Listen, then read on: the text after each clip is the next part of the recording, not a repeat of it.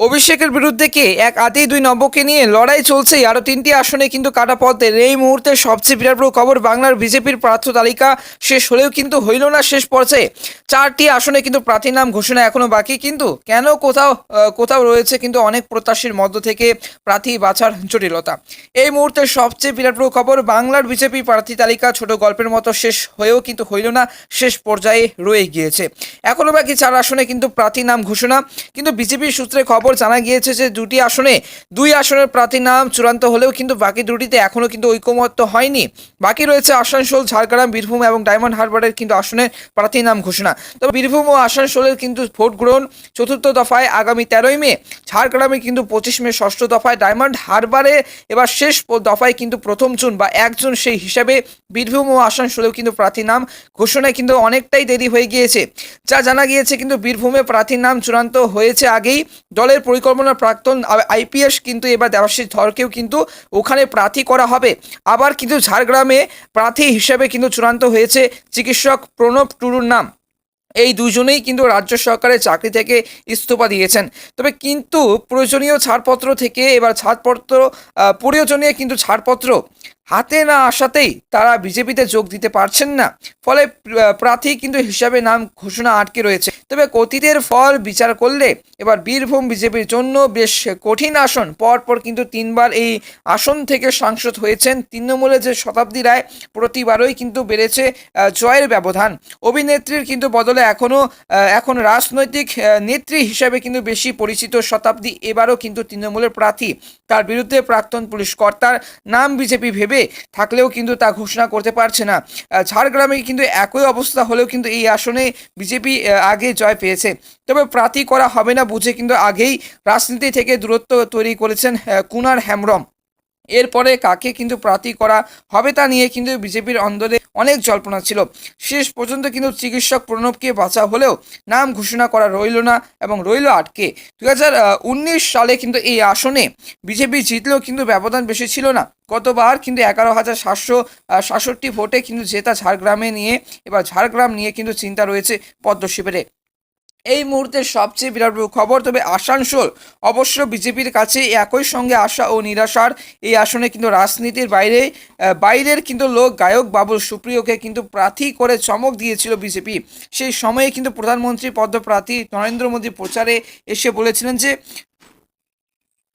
মুছে বাবুল চাইয়ে। তবে আসানসোল একবার নয়, দুবার বাবুলকে সাংসদ কিন্তু এবার করে পাঠিয়েছে মোদি দরবার। বড় ব্যবধানে জয়ী বাবুল কিন্তু দুইবারই কেন্দ্রের মন্ত্রী হয়েছেন। কিন্তু পরে বাবুলের কিন্তু সাংসদ পদ এবং বিজেপি ছাড়া তৃণমূল যোগ এবং রাজ্যের যে মন্ত্রিসভা বা মন্ত্রী হওয়া আসানসোল রাজনৈতিক কিন্তু রঙও কিন্তু বদলে দিয়েছে। উপনির্বাচনে এবার বিপুল ব্যবধান জয় পেয়েছেন তৃণমূল শত্রুঘ্ন এবার সিনহা। অভিনেতা এবার শত্রুঘ্ন দিল্লি বাড়ির কিন্তু লড়াইও কিন্তু প্রার্থী, কিন্তু তার বদলকে ভোজপুরি শিল্পী পবন সিংহকে প্রার্থী করে চমক দিয়েছিল বিজেপি। পবনও কিন্তু চমক দিয়ে নিজেকে কিন্তু সরিয়ে নিয়েছেন। কিন্তু তারপরে বিনোদন জগতের কাউকেই বিজেপি প্রার্থী করবে কিনা তা নিয়ে কিন্তু অনেক মত রয়েছে। সে সিদ্ধান্ত নেবেন কিন্তু কেন্দ্র নেতৃত্ব। তবে রাজনৈতিক বা রাজ্যের নেতারা দুটি নাম নিয়ে কিন্তু লড়াইয়ে এক পক্ষ চাইছেন। এখনও কিন্তু পর্যন্ত টিকিট না পাওয়া প্রাক্তন মন্ত্রী সুরেন্দ্র সিংহ এবং এবার কিন্তু প্রার্থী করা হোক। তবে এই যে অন্য পক্ষ চাইছেন, গত বিধানসভা নির্বাচনের আগে তৃণমূল থেকে বিজেপিতে কিন্তু আসানসোল পুরসভার প্রাক্তন মেয়র জিতেন্দ্র এবার তিওয়ারিকে সর্বশেষ যা পরিস্থিতি, কেন্দ্র নেতৃত্ব কোনো তারকারও কিন্তু সন্ধান না করলে এই দুইয়ের যে মধ্যে একের ভাগ্যে ছিঁড়তে পারে শিকে। তবে জিতেন্দ্রর নাম এগিয়ে রয়েছে বলে কিন্তু দলের আনন্দের খবর। তবে সর্বশেষ এবার ডায়মন্ড হারবারে এখন তৃণমূলের যে সবচেয়ে শক্তিশালী আসন বলা হয় এটাকেই। কারণ এখান থেকে কিন্তু পরপর দুবার সাংসদ হয়েছেন অভিষেক বন্দ্যোপাধ্যায়। 2014 সালের 1 লাখের কম ভোটে জিতেছিলেন। 2019 সালে সেই ব্যবধান কিন্তু 3 লাখের উপরে চলে যায়। গত বিধানসভা নির্বাচনের ফলের নিরিখে এখন আরও কিন্তু পিছিয়ে বিজেপি। গতবার নীলাঞ্জন রায়, তার আগের বার কিন্তু অভিষেকের বিরুদ্ধে বিজেপির যে প্রার্থী ছিলেন অভিজিৎ দাস। এবারে কিন্তু প্রার্থী হতে চান অভিজিৎ। এখানে তৃণমূল থেকে আশা, সোনালী এবং গুহ, এই যে বিজেপির আইনজীবী নেত্রী প্রিয়ঙ্কা এবার টিবরিওয়াল নামেও কিন্তু এবার আলোচনায় আসে। অভিনেতা রুদ্রনীল ঘোষকেও কিন্তু দল এখানে চেয়েছিল, কিন্তু হয় কাউকে কিন্তু রাজি করানো যায়নি, অথবা কেন্দ্র নেতৃত্বের পছন্দ হয়নি। কেন্দ্র নেতৃত্ব আদি নেতা অভিজিৎকে প্রার্থী করতেও কিন্তু রাজি নন।